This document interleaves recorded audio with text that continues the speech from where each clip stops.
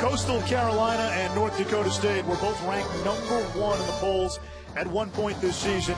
And the Bison win a quarterfinal game that really felt like a championship game. 39-32 the final from the Fargo Dome. That's now 22 straight home wins for North Dakota State. 14 consecutive playoff wins for the Bison.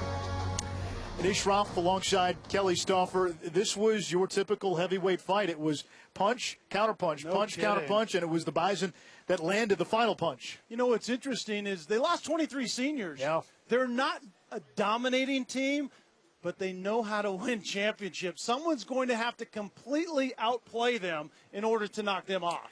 Don't underestimate the surroundings either. The Fargo Dome, what an X factor. John Crockett wasn't an X factor. He was the factor for the Bison. A career high, 227 rush yards. He's now the school's single-season leader in that department. A 70-yard run on the first drive.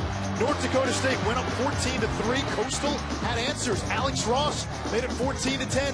Devin Brown, a 98-yard kick return for a score. That tied the game at 17. Bison, though, would go into halftime with a 4-point lead. Second half, North Dakota State, after a Coastal Carolina punt, Carson Wentz finds the angle. Two-score game. You think the Bison have got this wrong. How about Coastal? Back-to-back scores to take the lead. And that's what this game was, is a game of answers. And you talked about it. The reference to a heavyweight fight is exactly what we saw. It was about who throws the final punch. And it was North Dakota State, in particular, John Crockett, as we see right there. Crockett ripped off a 49-yard touchdown run to give the Bison a 7-point lead after a 2-point conversion. Last gasp for Coastal Carolina. The All-American Colton Eagle comes away with the interception. He's one of the best safeties in the country. John Crockett, though, was the star. He was in a timeshare the last couple of seasons and still ran for 1,000 yards.